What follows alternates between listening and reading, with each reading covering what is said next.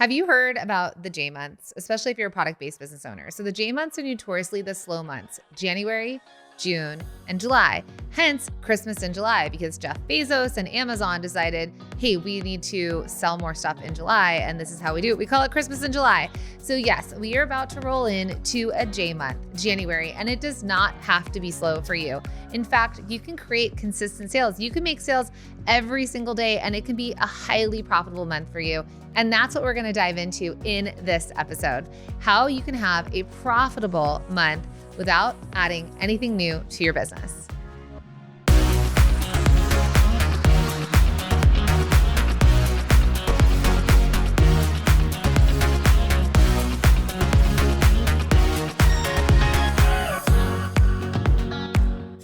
Hey, welcome to the Product Boss Podcast. I'm Jacqueline Snyder. I am your go-to business expert and mentor in all things product-based business. So it doesn't matter what you sell or where you sell it. If you make and sell physical products, and you could be selling them anywhere like Amazon, Etsy, in-person markets, online direct-to-consumer, wholesale, on marketplaces, the business strategies that we teach you in these episodes works across platforms and across categories. So you are in the right place. The other tip here is that we teach you how to sell more products, make sales every single day without needing a following. Yes, you don't need social media, and without spending a single cent on ads. So let's dive in.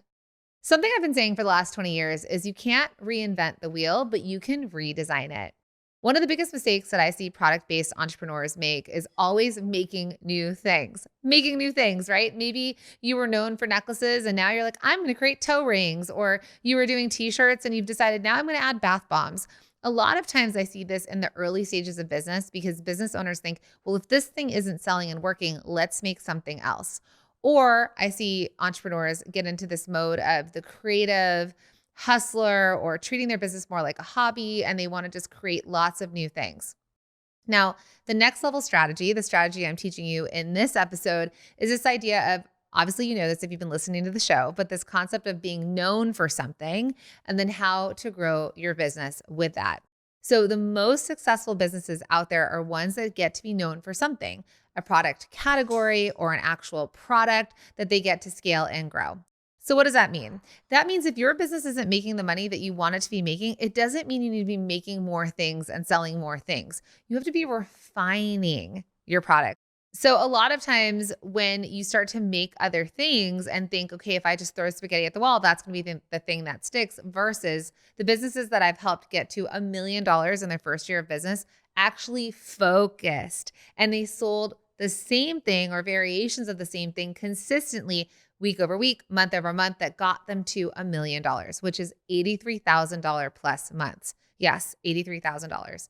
So if you're listening and you're already in that realm, or maybe you're getting close to it, you're scratching it, right? And you're getting to those $80,000 months, $100,000, $200,000 months, you know that at this stage, you might even need to refine again or look at what's selling. But if you are not there yet, if you're on your way to your first $10,000 month, or your first $30,000 month, or your first $50,000 month, the fastest way there and the easiest way there is to be known for the thing that you sell and just to update it for the seasons. So what does that mean?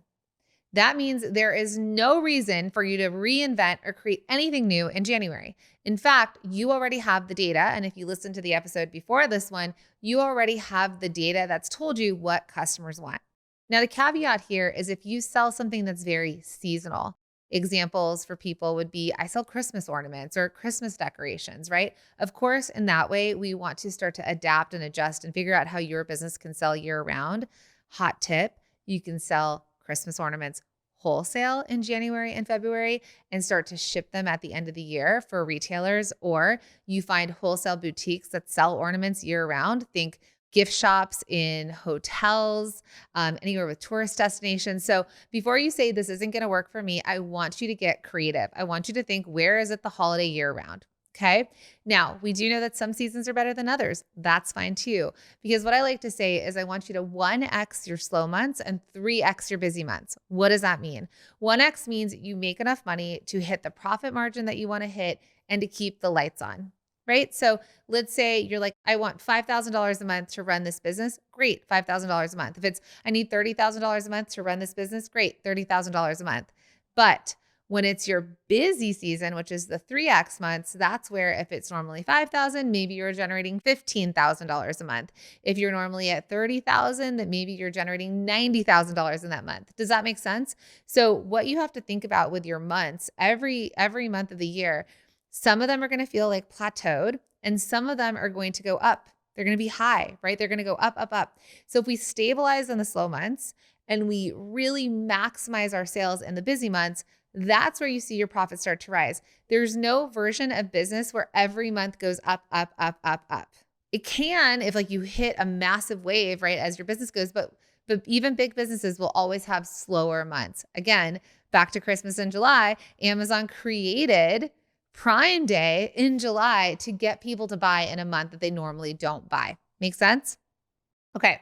So today we're going to talk about a plan as we move into January and beyond where you can keep growing your business with the products that are currently selling. So I want to read a message that I just got from a student this weekend, and I'm recording this Black Friday weekend. Okay, so it's Sunday of Black Friday. Obviously, it's for the future, but this is in real time a text I got. So this is from a student who I've worked with last year, has taken time off because she was pregnant this year, had a baby. She sells soap. She sells goat's milk soap.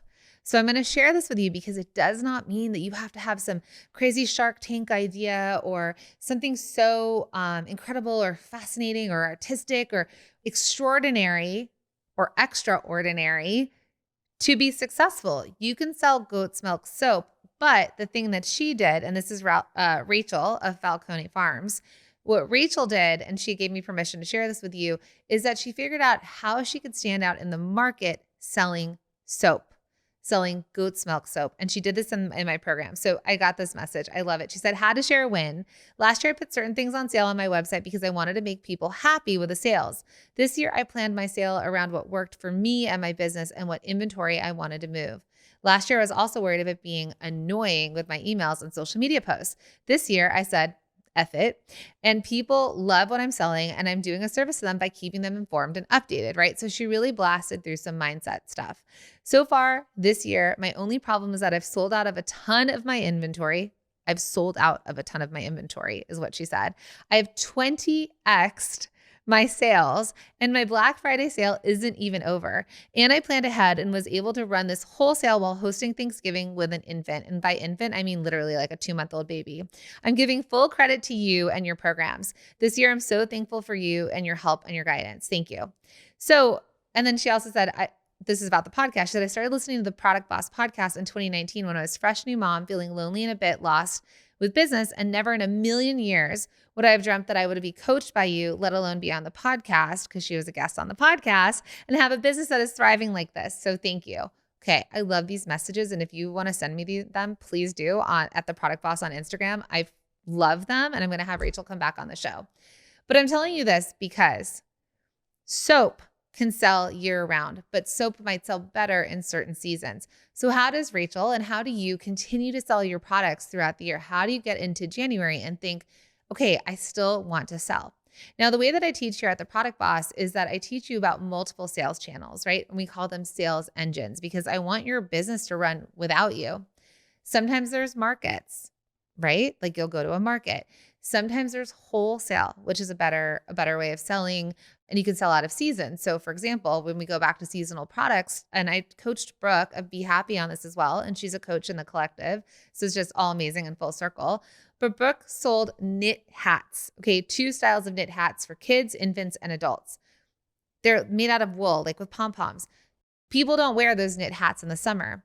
So when we really started to think through her entire year and what to do in each month, so going back to those 1X or stabilize your slow months and 3X your busy months, sure, for her in January and February, people were still wearing hats because it's still cold and freezing outside. But during the summer, it was harder to sell direct to consumer. So that's where she really built her wholesale sales. And that's where she went into production. So she just kind of coasted, really built out wholesale. And then also you can sell into different climates. So for example, our summers in the States are winters in Australia, for example. So we really get to start thinking bigger on a more global scale, okay? Getting outside of the mindset of feeling stuck. So let's jump into mindset really fast, okay? Instead of thinking, what's not possible, or all of the walls you're putting up and all of the guardrails and all of the things that are just kind of keeping you in this box of this isn't possible and this is how it is. What if you lifted the lid? What if you stepped outside of the box? What if you just asked yourself, what if? What are the possibilities? Let me get crazy. Let me come up with a whole bunch of ideas to think, how could I sell more of my products in a month that doesn't make sense to my products? Back to Christmas ornaments. Okay, I just gave you a couple ideas. Sell wholesale, try and sell ornaments to tourist shops. Get creative. And this is what I do every single day when I'm coaching my students, right? Whether I'm coaching my one-on-one clients, whether I'm coaching in the collective, whether if you're in the sales accelerator and you're going through the first 6 weeks with me live coaching, right? This is the power of being coached. And I know you're pulling it together from the podcast, but the other idea here is like, what would it be like for you to be supported and think through your products in different seasons? So I want you to think about your best sellers from the season and don't retire them. Don't give up on them, but think, how do I refine it? How do I either refine the product or how do I refine the way that I'm selling it, right? So how do I either update the product to make sense to the season, or how do I sell the same products but in different places that make sense? Going back to it. So let's say you're a candle business. A candle business might update the scents for the spring or update the scents for the new year. I mean, we're going to go into February, so think about that. In January, people are going to start to buy Valentine's Day. All the way like mid-January, they're going to start to plan for Valentine's Day. You're going to start to see ads. Right after that New Year, New You, then it's going to be like love is in the air and come buy the thing that shows the person you love them that you love them. So you can really think about your marketing around that. The other thing you can do is think about scents, flavors, colors, things that make sense in the new year or where you're selling them. So when you're thinking about where to sell it, you get to think in a couple ways as well. So I'm just going to give you some tips from my years in the fashion industry. So in the fashion industry, immediately after the new year, a lot of wholesale markets kick off. So I would fly to New York and it would be wholesale markets for the fall of the same year. When I think it was 2020, 2019, we flew to Dallas Market. It was like January 5th where I was speaking on stage at Dallas Market. And at that point, people were selling immediates for the spring and they were selling for the future, which was Christmas ornaments. I mean, people were selling in January the next Christmas or fall or winter. And so what I want you to realize is that there is this ecosystem of sales happening all the time. There's direct to consumer in the moment, and then there's wholesale for future times. I have a student right now who's working with a major corporation that is working on bringing her products to market that it's going to take about a year to get it up and going. So you're always dabbling and you're always in business. So I want you to get creative. What am I selling? How can I adapt it to the season? Or how can I find the place to sell to in a season that doesn't normally make sense because they don't need it in that moment, or maybe they do. So it could be this other idea of selling to a hotel, to gift shops, to museum stores, to places where there's tourists and visitors. That's the idea that I want you to have here. Let's get into the steps. So step 1 is really figuring out what is selling, what sold, right? With actual data. If you've listened to the last episode, we talked a bit about this, but I'll go over it again. Look at your best platforms, whether it was in-person markets or your Shopify dashboard or your Etsy dashboard or your Amazon dashboard, wherever you're selling. I want you to go and look at the data that it's giving you and figure out what sold best. What are my best sellers? Sometimes, when I coach on this, entrepreneurs feel like they're like, I have a feeling it's this, or they have their own self-preference of the thing that they like the most. But when they actually look at the data reveals something else. So looking at your orders, and I want you to look at it and find your top 10 products, the top 10 things that sold best. You could focus on the top 3, but look at the consistencies. Like say there's a consistent pattern to a color, a flavor, a smell, a category, a type. Okay, so maybe you're like, I sell really well with sweatshirts. Amazing. I sell sweatshirts really well that have graphics on them that have wine culture. I've coached on this. So wine culture is, the thing. They really love the shirts. I sell them in pink, blue, black, white, but black and white sell the most. So what data did I just figure out? Sweatshirts, words on it that have to do with wine culture, black and white. Do you see where I'm going here? So that's really what you get to pull from this because your customers have already told you what they want. They've already told you what they're willing to buy. I'm going to give you some examples for other types of categories. So going back to candles, candles are easy. That's why I always bring them up, because candles are an easy thing to talk about with a single product and variations. But candles could be, these are the holiday scents that sold. People love these scents. You can see if there's something interesting about them. I had a student that said that she sold a candle snobs, right? Scent snobs. So people who had really sophisticated scents. I have another student that sells candles that have they're unisex scents. So they're very calming. They're not too flowery. They're not too fruity. They're very unisex in the scents and even in the jars and the vessels. So really what you can do here is you can look at what you've sold, what the scents are, and then ask yourself, can I keep selling the same thing in January? Can I make them an offer they can't refuse in January with it? Sometimes it might even be that you do a sale, right? You're clearing out of old inventory. That's another way to move product in January.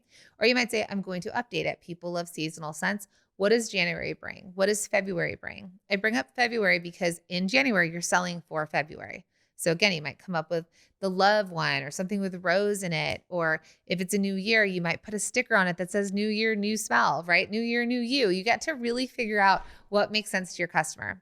Let's say you're selling kids clothing and you look at your bestsellers, and your bestsellers are kids pajamas, and holiday pajamas did really well. Okay. So you can ask yourself, well, they need new pajamas. They're not going to wear their Christmas jammies anymore. So how can you sell them new updated pajamas for the new year? Or maybe before the seasonal time where maybe it's not pajamas, but they bought a lot of t-shirts for their kids, you really get to think, well, what are the t-shirts that a customer would buy in January for their kids? So think about it. January, what's happening? Again, there might be new sayings, new words.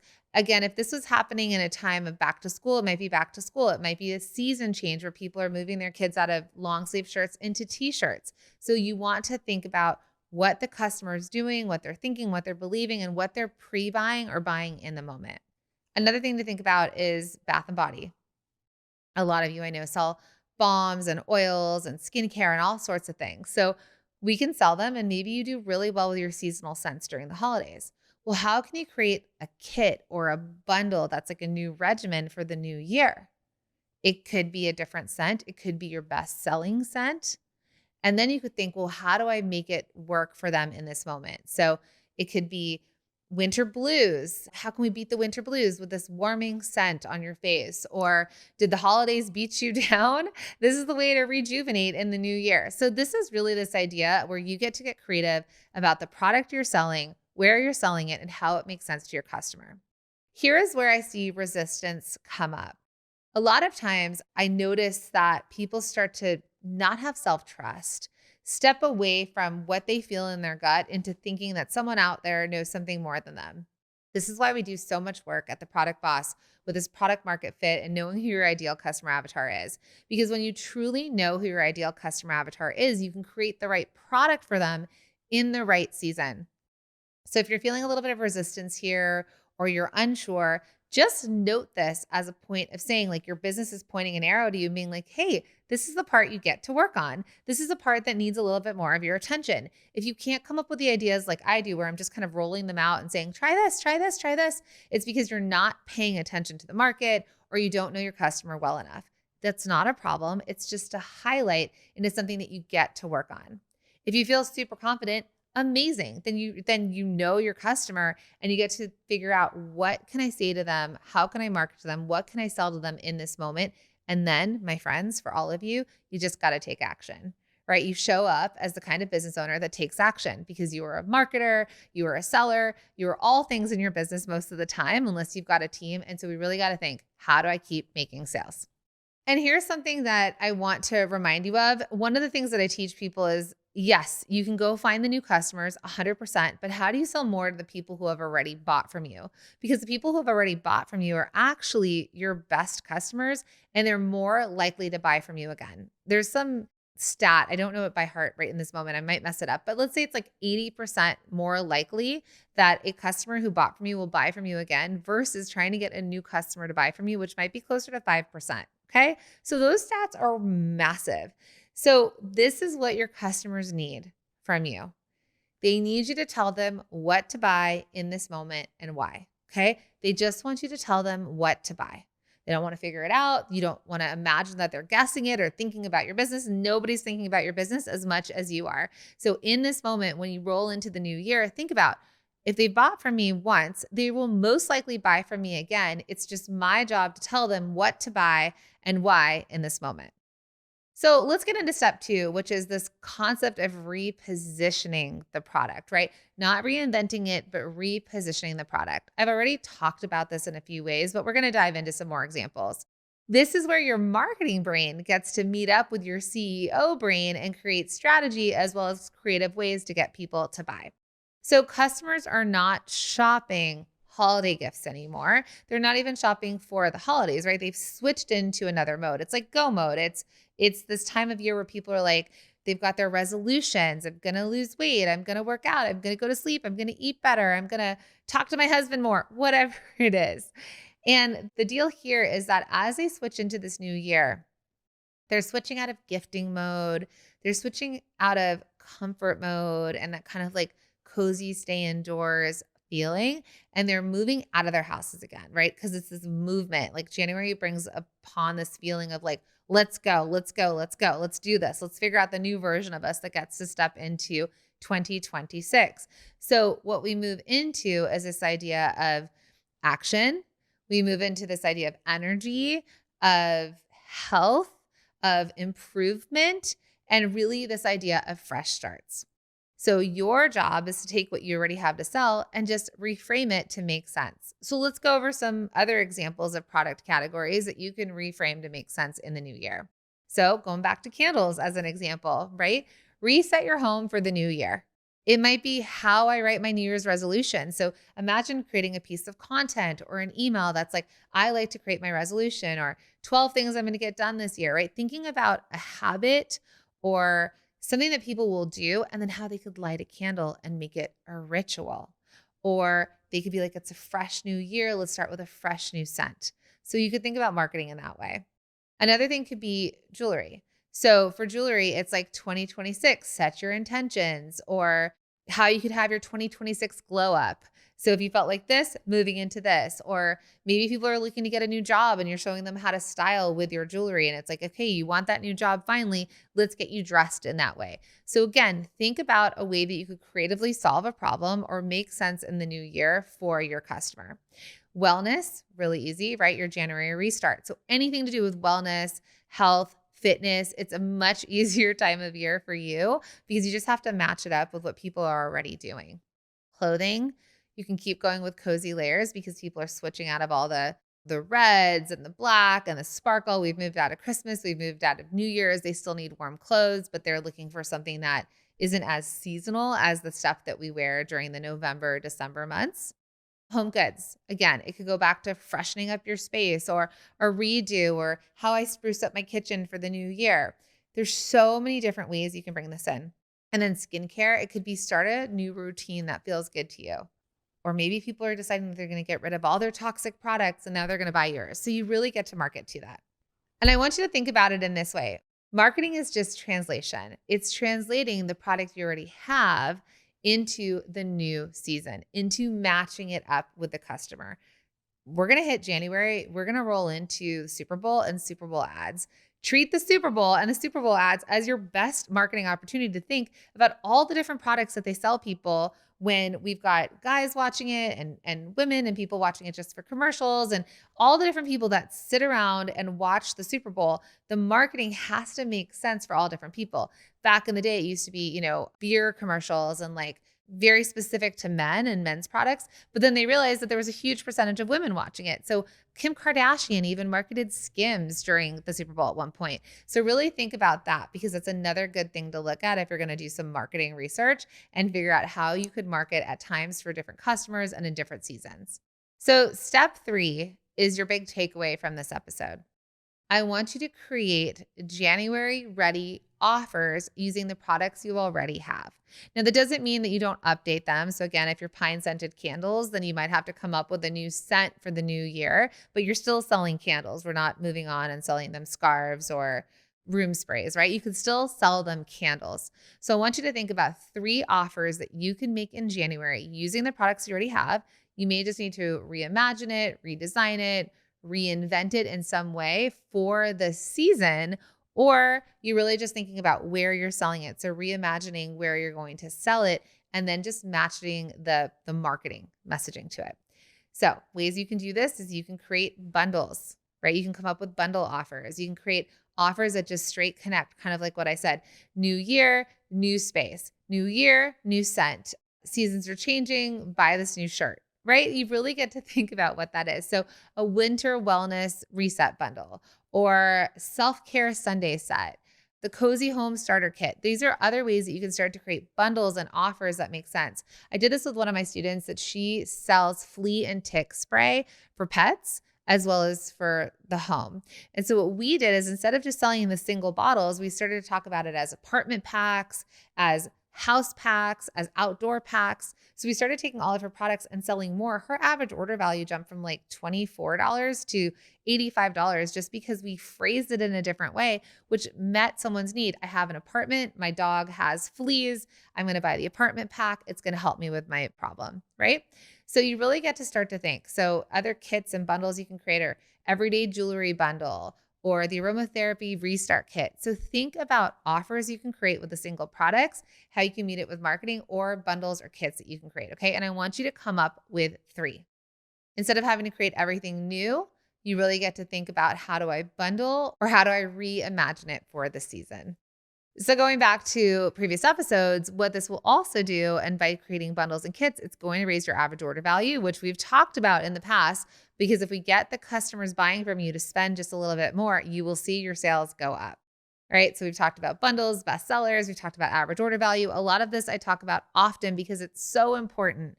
It's so important to incorporate it. And it's also really important to take the data that you already have and move it forward into the new year and then make offers. Okay, so making offers is really important. How do people know you exist? How do people know what you have to sell? Well, you're creating an offer and you're emailing them. If you're on social, you're posting it on social. If you're doing an in-person market, it's front and center. You're telling people this is the offer I have for you. You're making the connection. And finally, step 4, I want to give you a simple 4-week plan to promote these products. Okay. So in the first week of January, and this is something that I do, if you've been in my boot camps or challenges, we talk about this on day 5, we start to create a 30-day plan of what to promote and market every single week. Because if you're not talking about it, no one's buying it. Okay. If you're not talking about it, no one's buying it. You have to create an offer and connect it to your customers. So let's talk about what you can do in these 4 weeks of January. First one is you can create a new year, new you reset bundle, reset offer. Really in that first week, think about Happy New Year. Here's something new for you. We love new. Here's something new. In week 2, you can promote your bestseller. Just make sure your bestseller matches the season, right? Market it together. The 3rd week, you can create a bundle or an offer. So you can take your bestseller, you can make it make sense to the season and sell a bundle. That's the offer you can make in week 3. And in week 4, you can promote an entire product category. So what does that mean? It might be like shop all, customers are loving, check it out, right? So that means like, let's say again, you're a jewelry company, you might draw focus to necklaces. A jewelry company, you might draw focus to bracelets. So what does that mean? Week 1, you're promoting to the new year and making a connection. Week 2, you're talking about your bestseller and just driving traffic, even if it was just like our bestsellers, shop our customer favorites. That's it. It could be as simple as that. Week 3, you're going to create some bundle or offer or kit, something they can buy. And week 4, you can create a shop all of a certain category. Okay. And that's 4 weeks of promotions, 4 weeks of things for you to market, 4 weeks of things for you to email, 4 ways to get sales, because every time you create a new offer and a marketing messaging, you're going to drive sales. Okay. You are going to drive sales. And the more you get into this rhythm of creating these weekly promotions based on what you're going to sell and matching it up with the marketing messaging and the product and the fit and all of it, that's when things are going to start to feel more consistent. Sales are going to roll in. You're going to start to realize that you're not sitting passively just posting on Etsy or posting on Faire and hoping someone's going to find you, or feeling like you have to go to market to make sales, or that like every effort comes on you. But when you really get to start to plan ahead and think in this way, then you start to see that this planning and this strategy and this promotional strategy is the thing that's going to drive sales. And this is how you're going to have your best January yet. Okay. Because we're planning now. We're creating the promotions now, and then you get to market it.